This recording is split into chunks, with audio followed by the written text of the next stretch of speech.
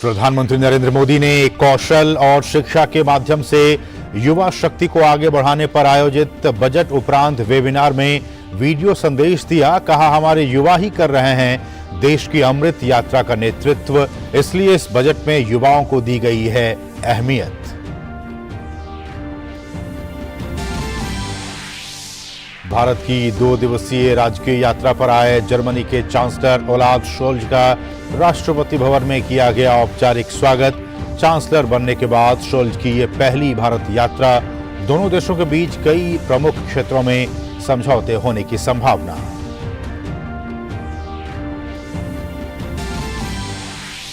PM Modi Delhi के ताल कटोरा स्टेडियम में आज शाम बरिसु कन्नड़ दिम दिमावा सांस्कृतिक उत्सव का करेंगे उद्घाटन।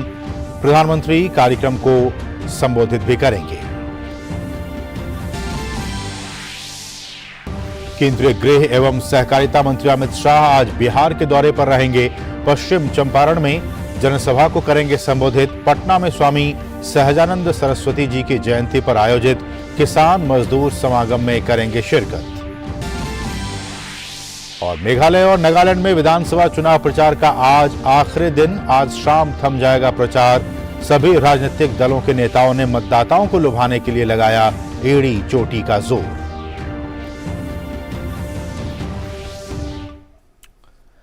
नमस्कार, डीडी न्यूज में आप सभी बहुत बहुत स्वागत है। मैं हूं असीम मिश्रा। खबरें विस्तार से। प्रधानमंत्री नरेंद्र मोदी ने आज युवा शक्ति का सदुपयोग, कौशल एवं शिक्षा विषय पर वेबिनार में वीडियो संदेश दिया। ये वेबिनार सरकार द्वारा आयोजित किए जा रहे 12 पोस्ट बजट वेबिनार की श्रृंखला का हिस्सा है। केंद्र सरकार के संबंधित मंत्रालयों के मंत्रियों, राज्य सरकारों के शिक्षा और कौशल विभागों के हितधारक, स्कूलों और विश्वविद्यालयों के छात्र, शिक्षक, शिक्षा और अनुसंधान संस्थान जैसे निकाय इस वेबिनार में शामिल हैं। अपने वीडियो संदेश में प्रधानमंत्री ने कहा कि देश की अमृत यात्रा का नेतृत्व हमारे युवा ही कर रहे हैं, इसलिए इस बजट में युवाओं को अहमियत दी गई है। उन्होंने कहा कि हमारी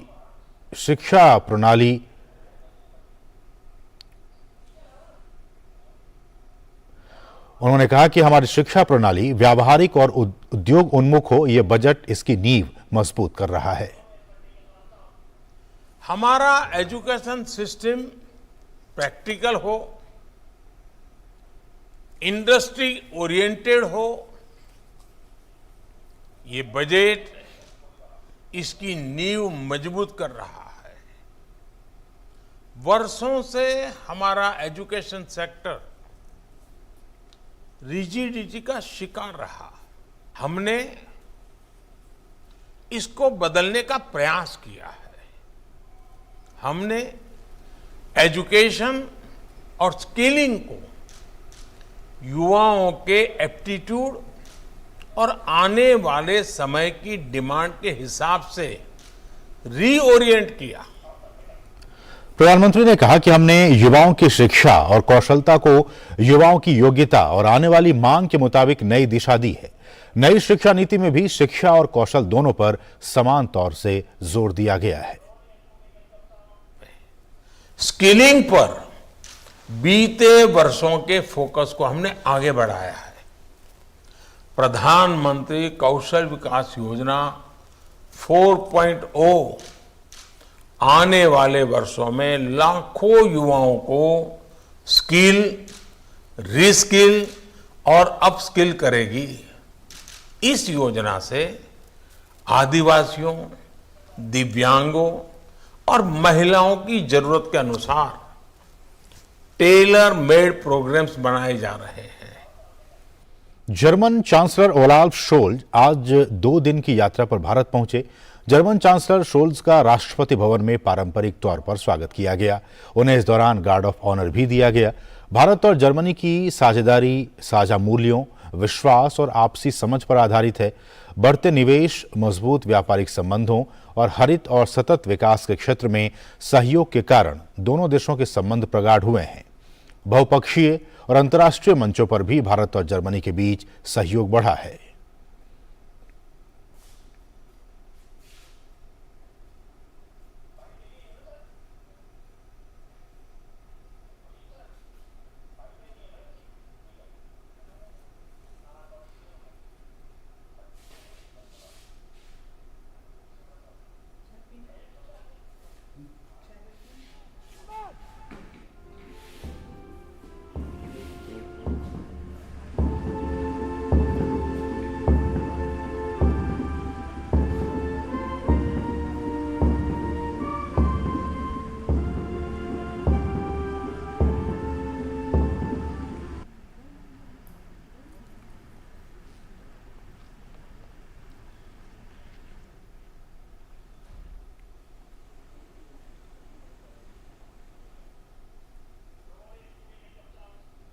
already very good relations between India and Germany, and I hope that we will strengthen this very good relations and that we will discuss intensely about all the topics relevant for the development of our countries, but also for peace in the world, which is important.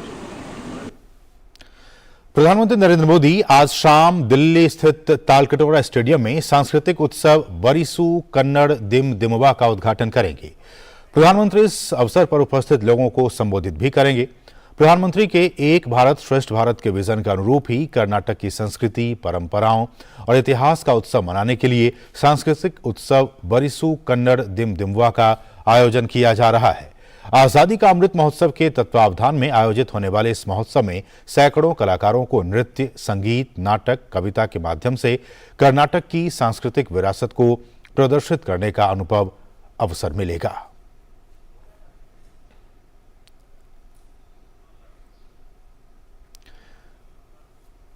केंद्रीय गृह एवं सहकारिता मंत्री अमित शाह आज बिहार के दौरे पर रहेंगे। अमित शाह सबसे पहले पश्चिम चंपारण में विशाल जनसभा को संबोधित करेंगे। इसके बाद पटना में स्वामी सहजानंद सरस्वती जी की जयंती पर आयोजित किसान मजदूर समागम में हिस्सा लेंगे। अमित शाह अपने दौरे पर तख्त श्री हरमंदिर जी पटना साहिब गुरुद्वारा में भी दर्शन करेंगे।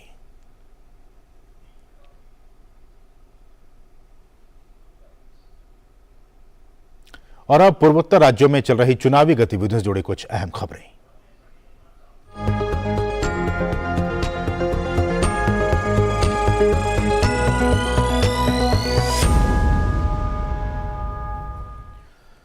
मेघालय और नागालैंड में विधानसभा चुनाव प्रचार का आज आखिरी दिन है। सभी राजनीतिक दलों के नेता मतदाताओं को लुभाने में कोई कसर नहीं छोड़ रहे हैं। मेघालय विधानसभा की 60 सीटों के लिए 375 उम्मीदवार चुनावी मैदान में हैं। राज्य में सत्तारूढ़ नेशनल पीपुल्स पार्टी 57 सीटों पर चुनाव लड़ रही है, जबकि कांग्रेस और भारतीय जनता पार्टी ने सभी 60 सीटों पर अपने उम्मीदवार उतारे हैं। वहीं नागालैंड में विधानसभा की 59 सीटों के लिए 183 उम्मीदवार चुनावी मैदान में हैं। राज्य में सत्तारूढ़ एनडीपीपी के साथ गठबंधन कर भाजपा 20 सीटों पर चुनाव लड़ रही है। वहीं कांग्रेस पार्टी 23 सीटों पर चुनावी मैदान में है। दोनों ही राज्यों में 27 फरवरी को मतदान होगा और 2 मार्च को नतीजे आएंगे।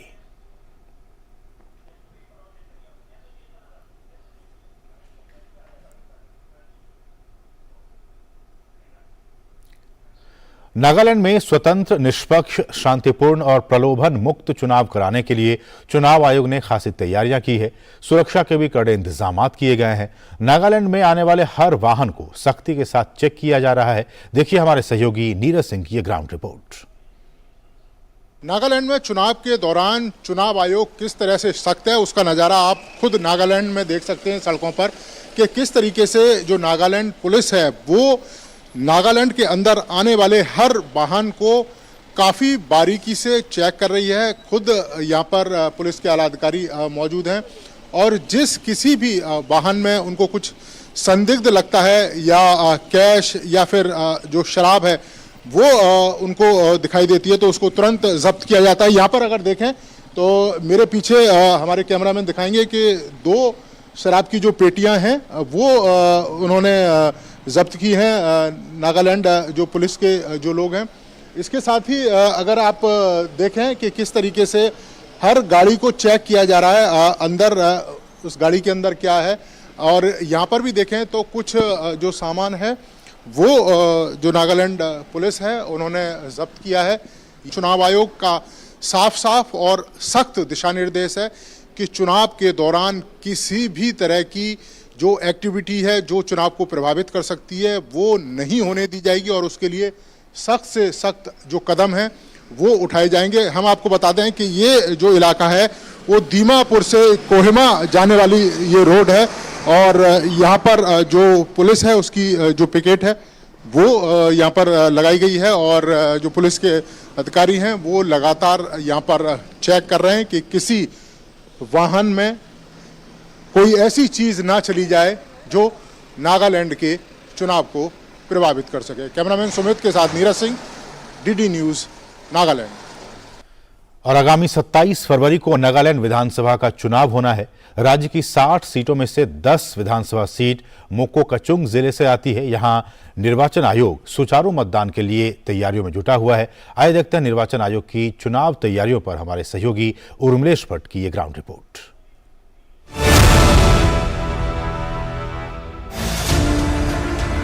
नागालैंड का मोकोकचुंग जिला देश की सांस्कृतिक राजधानी के नाम से प्रसिद्ध है, जहां पुराने रीति रिवाजों और आधुनिकता का बड़ा ही खूबसूरत मिश्रण देखने को मिलता है। इस शहर को राजनीतिक रूप से उत्तरी नागालैंड में सबसे महत्वपूर्ण माना जाता है। 10 विधानसभा सीटों वाले मोकोकचुंग में मतदाताओं की बात करें तो कुल 1,57,294 मतदाता हैं, जिसमें 82,707 पुरुष जबकि 74,584 महिला मतदाता हैं। साथ ही 1,303 सर्विस मतदाता हैं।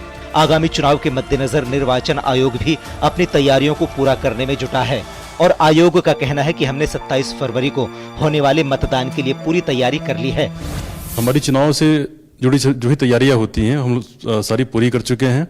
हमारे जो इलेक्शन के मशीन्स हैं उनकी कमीशनिंग हो गई है, वो पूरी तरह से सुरक्षित तरीके से स्ट्रांग रूम में भी सील की गई हैं और जिसको जो हमारे पॉलिटिकल पार्टीज हैं, जो हमारे कैंडिडेट्स हैं, उन्होंने भी उसको विटनेस किया हुआ है।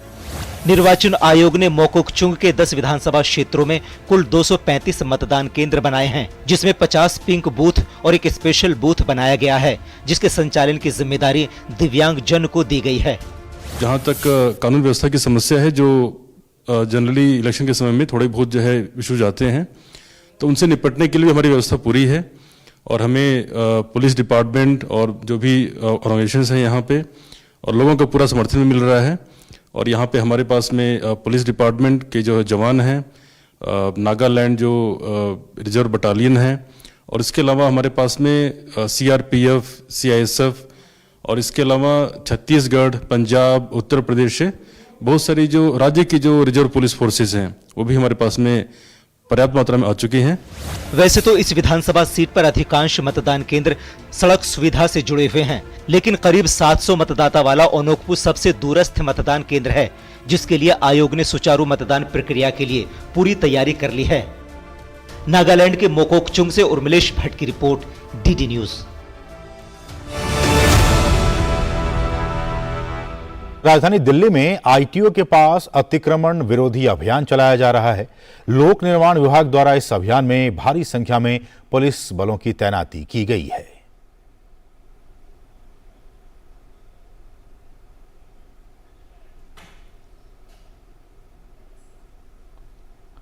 और अब खबर मेरठ से है। उत्तर प्रदेश के मेरठ में एक बड़ा हादसा हुआ है। एक कोल्ड स्टोरेज का निर्माणाधीन छत गिरने से 7 मजदूरों की मौत हो गई है और कई लोग घायल हुए हैं। हादसे की जानकारी मिलते ही पुलिस और दमकल विभाग की गाड़ियां घटनास्थल पर पहुंची। दमकल विभाग की टीमें बचाव कार्य में लगी हुई हैं। घायलों को अस्पताल में भर्ती कराया गया है। दुर्घटना के बाद राज्य के ऊर्जा राज्य मंत्री डॉक्टर सोमेंद्र तोमर घायलों का हाल जानने अस्पताल पहुंचे। उन्होंने कहा कि हादसे का कारण जानने के लिए कमेटी गठित की गई है, जो जल्दी ही प्रशासन को रिपोर्ट सौंपेगी। वहीं जिलाधिकारी दीपक मीणा ने बताया कि हादसे के समय इमारत में कुल 27 मजदूर मौजूद थे, जिनमें से 7 की मौत हो गई है।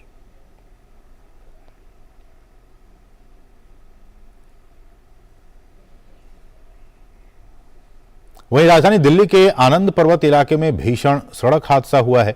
एक बेकाबू ट्रक पलटने से 4 लोगों की मौत हो गई है। पुलिस ने बताया कि सड़क निर्माण कार्य में लगे मजदूर इसकी चपेट में आ गए। सभी मजदूर मध्य प्रदेश के टीकमगढ़ के रहने वाले थे। दिल्ली पुलिस ने मामले की जांच शुरू कर दी है। केंद्रीय स्वास्थ्य और परिवार कल्याण मंत्री डॉक्टर मनसुख मांडविया तेलंगाना के हैदराबाद में 2 दिवसीय चिंतन शिविर की अध्यक्षता करेंगे। इस शिविर में दवा गुणवत्ता विनियमन और प्रवर्तन पर ध्यान दिया जाएगा। उद्योग मंचों, स्टार्टअप्स और शिक्षाविदों के डोमेन विशेषज्ञों के साथ साथ प्रतिष्ठित वक्ता चिंतन शिविर में हिस्सा लेंगे। चिंतन शिविर कल से हैदराबाद के शांति वनम में आयोजित किया जाएगा, जिसका समापन 27 फरवरी को होगा। स्वास्थ्य और परिवार कल्याण राज्य मंत्री डॉक्टर भारती पवार, रसायन और उर्वरक राज्य मंत्री डॉक्टर भगवंत खोबा के साथ नीति आयोग के सदस्य स्वास्थ्य डॉक्टर वी के पॉल बैठक में शामिल होंगे। 2 दिवसीय चिंतन शिविर का उद्देश्य देश में युवाओं की गुणवत्ता और प्रवर्तन से संबंधित नीतियों और कार्यक्रमों की प्रक्रियाओं और कार्यान्वयन की समीक्षा करना है। चिंतन शिविर में 5 सत्र होंगे। इसमें घरेलू और निर्यात बाजारों में दवाओं और सौंदर्य प्रसाधनों और चिकित्सा उपकरणों की गुणवत्ता में विश्वास, भारतीय फार्माकोपिया और इसके मानकों का पालन और राष्ट्रीय नियामकों की क्षमता निर्माण शामिल है। बेंगलुरु में चल रही G20 के वित्त मंत्रियों और केंद्रीय बैंकों के गवर्नरों की पहली बैठक का आज दूसरा दिन है। आज बैठक का तीसरा सत्र बेहद ही महत्वपूर्ण रहेगा, जिसमें वैश्विक अर्थव्यवस्था, स्वास्थ्य और अंतर्राष्ट्रीय कराधान के मुद्दों पर बातचीत होगी। इसके बाद वित्त मंत्री एक प्रेस वार्ता को भी संबोधित करेंगी। वहीं आज के दिन की शुरुआत भारतीय विज्ञान संस्थान में वॉक द टॉक के साथ होगी। वहीं मध्य प्रदेश के खजुराहो में G20 संस्कृति कार्य समूह की बैठक का आयोजन किया गया। बैठक से इतर G20 के प्रतिनिधियों ने पन्ना टाइगर रिजर्व में जंगल सफारी का आनंद उठाया। पन्ना टाइगर रिजर्व के मनमोहक नजारों को देखकर G20 के प्रतिनिधि मंत्रमुग्ध हो गए।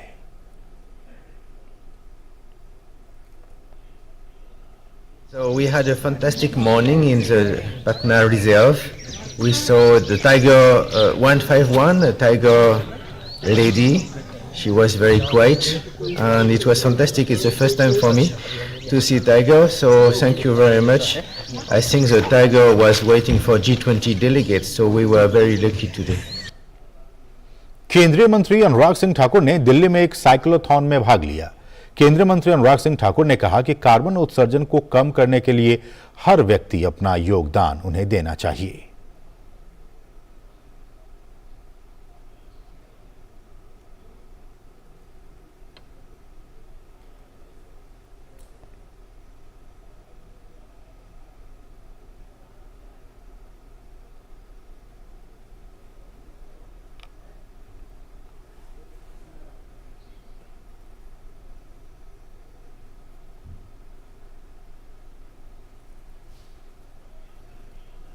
It is not only Prime Minister Modi's goal to achieve net zero by 2070, but it should be for each and every Indian to put in their efforts to achieve net zero by 2070. But if you look at most of the areas where we have set the goal, for example, during COP21 when we said we were going to achieve this by 2030, we were able to achieve that by 2021, 9 years in advance. So I am sure all these efforts in that direction gonna help us to achieve our goal much before the time. And India has time and again shown its commitment towards environmental stewardship, climate action, while also focusing on energy transition and renewables to decarbonize the way our country operates. और अब कुछ अंतर्राष्ट्रीय खबरें। रूस Ukraine युद्ध का 1 साल पूरे होने पर अमेरिका ने यूक्रेन के लिए सैन्य सहायता के रूप में $2 अरब की घोषणा की है। साथ ही अमेरिका ने रूस और उसके सहयोगियों पर नए आर्थिक प्रतिबंधों की भी घोषणा की है। हालांकि इस सैन्य सहायता में यूक्रेन द्वारा मांगे गए F-16 लड़ाकू जहाज शामिल नहीं है, लेकिन इसके तहत यूक्रेन को कई तरह के ड्रोन और गोला बारूद उपलब्ध कराए जाएंगे। अमेरिकी रक्षा मंत्री लॉयड ऑस्टिन के मुताबिक अमेरिका पिछले 1 साल में यूक्रेन को $32 अरब की सैन्य सहायता उपलब्ध करा चुका है। और रूस यूक्रेन युद्ध को लेकर हाल ही में चीन की तरफ से एक शांति प्रस्ताव की खबर सामने आई थी। इस पर यूक्रेन के राष्ट्रपति ने कहा है कि केवल युद्धरत पक्ष ही शांति स्थापित करने की दिशा में किसी ठोस योजना की शुरुआत कर सकते हैं। जेलेंस्की ने कहा कि रूसी सेना की पूरी तरह वापसी के बिना कोई भी शांति योजना स्वीकार्य नहीं होगी। कनाडा ने रूस पर नए आर्थिक प्रतिबंध लगाने की घोषणा की है। साथ ही कनाडा के प्रधानमंत्री जस्टिन ट्रूडो ने 4 लेपर्ड 2 बैटल टैंक और 5000 राउंड गोला बारूद के साथ यूक्रेन की सैन्य सहायता करने की भी बात कही है। कनाडा की तरफ से लगाए गए नए प्रतिबंधों के दायरे में रूस के 129 व्यक्ति और 63 संस्थाएं शामिल हैं। इनमें रूस के उप प्रधानमंत्री और दूसरे अधिकारी भी शामिल हैं।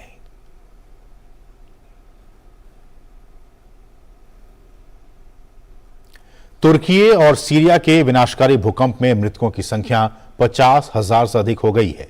ताज़ा आंकड़ों के मुताबिक तुर्की में 44,218 लोगों की मौत हुई है, जबकि सीरिया में 5,914 लोगों के मारे जाने की खबर है।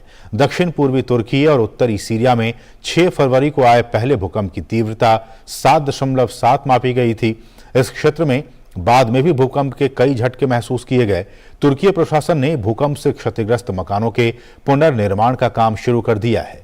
भूकंप से 1,60,000 से अधिक भवन धराशायी या फिर बुरी तरह से क्षतिग्रस्त हो गए हैं, जिनमें 5,20,000 से अधिक मकान थे। अफ्रीकी देश नाइजीरिया में आज आम चुनाव होंगे। राष्ट्रपति पद के लिए कुल 18 प्रत्याशी चुनावी मैदान में हैं। मुख्य मुकाबला सत्तारूढ़ पार्टी ऑल प्रोग्रेसिव कांग्रेस और मुख्य विपक्षी पार्टी पीपुल्स डेमोक्रेटिक पार्टी और लेबर पार्टी के बीच है। नाइजीरिया में सुरक्षा और बढ़ती महंगाई सबसे बड़ा चुनावी मुद्दा है। पीपुल्स डेमोक्रेटिक पार्टी और लेबर पार्टी ने अर्थव्यवस्था को फिर से बेहतर बनाने और देश में असुरक्षा की भावना को खत्म करने पर जोर दिया है। दोनों राजनीतिक दलों ने सुरक्षा बलों को बेहतर वेतन और विद्रोहियों का सफाया करने के लिए अधिक सैन्य उपकरण उपलब्ध कराने का वादा किया है। चुनाव को लेकर सुरक्षा के पुख्ता इंतजाम भी किए गए हैं। भारत के अनुभवी टेनिस खिलाड़ी रोहन बोपन्ना ने ऑस्ट्रेलिया के मैथ्यू एबडेन के साथ मिलकर कतर ओपन टेनिस टूर्नामेंट के पुरुष युगल का खिताब जीत लिया है। शुक्रवार देर रात खेले गए खिताबी मुकाबले में बोपन्ना और मैथ्यू की जोड़ी ने फ्रांस के, आपको सीधे लिए चलते हैं हैदराबाद हाउस, जहां प्रधानमंत्री नरेंद्र मोदी और जर्मन चांसलर ओलाफ शोल्ज के बीच आपकी ये सीधी तस्वीरें देख रहे हैं। अब से कुछ ही देर के बाद दोनों नेताओं के बीच द्विपक्षीय वार्ता होगी, प्रतिनिधिमंडल की वार्ता होगी और ये बहुत ही महत्वपूर्ण दौरा जर्मन चांसलर का। हम जानते हैं कि जर्मन चांसलर 2 दिवसीय भारत दौरे पर आज ही वो दिल्ली पहुंचे हैं और आज और कल की उनकी ये यात्रा होगी और इनके साथ एक वरिष्ठ अधिकारी के साथ साथ एक उच्चाधिकार प्राप्त व्यापार प्रतिनिधिमंडल भी भारत आया हुआ है। और इस मायने में भी काफ़ी अहम है इनकी ये यात्रा, क्योंकि विदेश मंत्रालय की तरफ से ये कहा गया था कि जर्मन चांसलर की जो भारत यात्रा हो रही है वो 2011 में दोनों देशों के बीच जो अंतर सरकारी परामर्श तंत्र की शुरुआत हुई थी, उसके बाद से किसी जर्मन चांसलर द्वारा ये पहली भारत यात्रा है। तो आप समझ सकते हैं कि ये किन मायनों में बहुत ही खास है जर्मन चांसलर की ये भारत यात्रा। और जब अब से कुछ देर पहले जब जर्मन चांसलर वो राष्ट्रपति भवन के प्रांगण में थे, उनका पारंपरिक तौर पर स्वागत किया गया। उसके बाद उन्होंने प्रेस को कहा और बहुत ही महत्वपूर्ण बातें उन्होंने कही। उन्होंने कहा कि जर्मनी और भारत के बीच पहले से ही अच्छे संबंध हैं और मुझे उम्मीद है कि हम इस रिश्ते को और भी मजबूत करेंगे। उन्होंने कहा कि मुझे उम्मीद है कि हम अपने देशों के विकास और दुनिया में शांति के लिए प्रासंगिक सभी विषयों पर गहन चर्चा करेंगे। तो आप समझ सकते हैं कि इन बातों के जरिए भारत और जर्मनी के जो संबंध है वो कितने ही प्रगाढ़ हैं। और उन्होंने साफ तौर पर ये कहा कि इस मजबूती को और हमें आगे बढ़ाने की ज़रूरत है। और उन्होंने ये भी कहा कि जो भी समसामयिक या जो प्रासंगिक जो भी विषय होंगे हम उस पर चर्चा करेंगे। उन्होंने ये उम्मीद जाहिर की है कि हम अपने देशों के विकास और दुनिया में शांति के लिए जो सभी विषय प्रासंगिक हैं उन पर हम चर्चा करेंगे। तो आप समझ सकते हैं कि इसके ज़रिए दोनों ही देश किन किन विषयों पर चर्चा करने की उम्मीद है। और कहा जा रहा है कि पिछले 10 अगर महीनों की बात की जाए तो दोनों ही नेताओं के बीच 4 बार मुलाकात हो चुकी है। और ये उम्मीद जताई जा रही है कि जब ये दोनों नेताओं की आपने देखा कि मुलाकात अब होने ही वाली है, तो उसमें ऊर्जा सुरक्षा की बात हो, एनर्जी सिक्योरिटी की बात हो, क्लाइमेट चेंज एक बहुत बड़ा विषय है, जलवायु परिवर्तन, उस पर बातचीत होने की उम्मीद जताई जा रही है। रूस और यूक्रेन के बीच जो मसला चल रहा है उस पर भी कहने के बातचीत होने की उम्मीद जताई जा रही है। रक्षा सहयोग कहने के भारत और जर्मनी के बीच ये भी एक बहुत ही अहम विषय रहा है। तो इन तमाम विषयों पर दोनों ही नेताओं के बीच और जो प्रतिनिधिमंडल आए हुए हैं उसके बीच में बातचीत होने की उम्मीद जताई जा रही है। जो कुछ भी बातें निकल कर सामने आएगी हम आपको आगे के बुलेटिन में अपडेट देते रहेंगे। फिलहाल इस बुलेटिन में बस इतना ही। मुझे और हमारी पूरी टीम को दीजिए अनुमति। नमस्कार।